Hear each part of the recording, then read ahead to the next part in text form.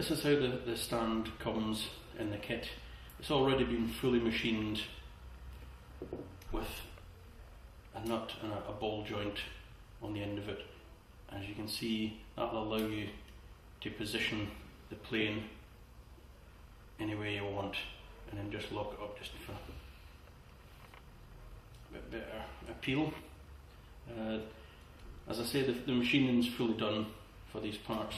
The input for the builder is to polish up and lacquer. Okay, just when you want to do the polishing up here, if you cut the wet and dry into very thin strips and just work your way along the edge, getting it nice and smooth and polished.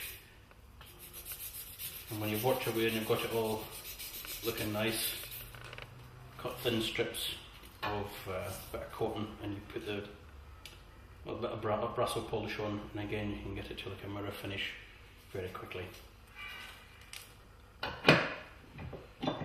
And this is how the base actually comes. Again, it's all fully machined, and we've decided to make it the base out of beech, which is a light hardwood. The reason for that is we think you get more choice. You know, you can just varnish it as it is, or if you want to take it darker, you can stain it darker. If we supplied a dark hardwood, you can't take it lighter, so it just gives people a little bit more choice. This is just a couple of alternative finishes that we'll just to test out the look. When you get the parts, you'll find that there's probably just a little bit of roughness there, and you'll just have to work around with a wet and dry and just smooth them off, but prior to lacquering or varnishing. Once you've completed the base with whatever finish that you've chosen, we've got to put the felt on the bottom. Now the technique for that is you get your felt square and peel off the adhesive backing and place it on a flat surface, and get your base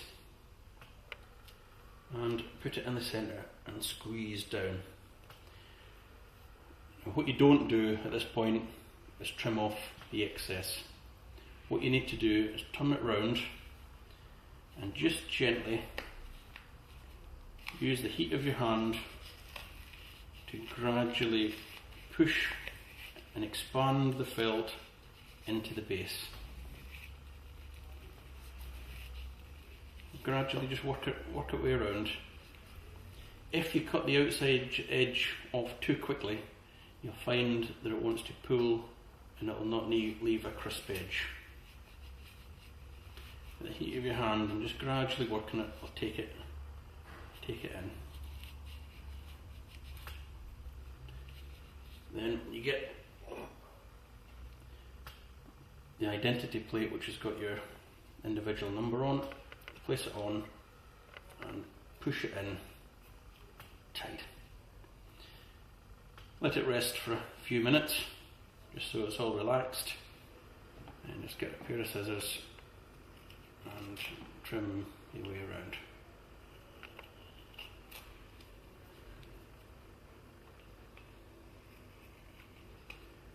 Take a little bit more care and attention than I'm doing, you can go back over it. The important thing is not to do this stage too early.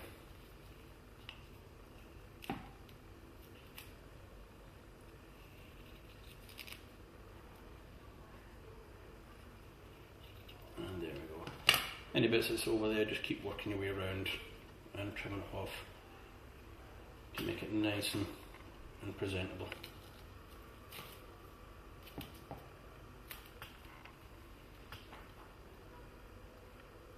Once you've cleaned all the edge to your satisfaction, just get the point of the scissors and just clear the hole through the bottom of the felt,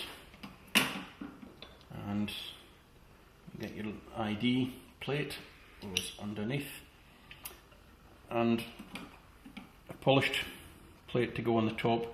Now this polished plate is ideal for those who want to get the name engraved, or somebody that flew Spitfires or whatever. And the stand it screws directly into that hole.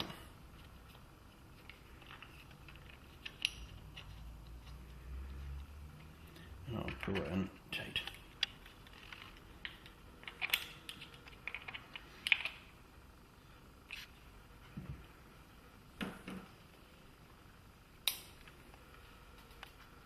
Okay, now we'll just look at the top section of the stand. It contains the support block, the nut, and the ball joint itself. Now the important thing to remember with the ball joint, it's got a small notch in the end, and it's important not to lose that notch.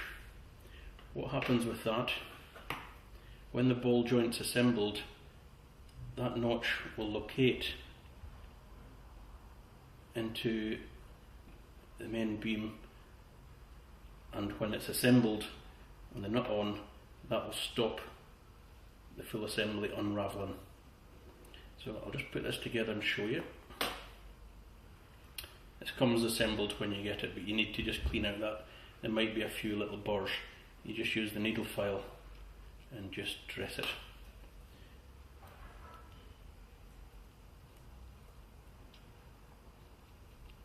When you've done all your polishing and lacquering of these components, the technique is leave a few threads open, just get some glue on the end of one of the pins and just put a little bit of super glue on there, and then tighten it up till the notch lines up, and then just let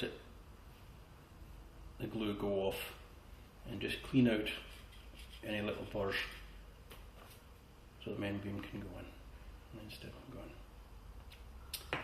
So this main beam will locate in that small notch, and it becomes a solid assembly when the wings pull down on these two screws here. If we didn't have that notch, you'd find that as you're twisting the model, you'd spin away, not notice it, and the plane would come here. Sorry, end.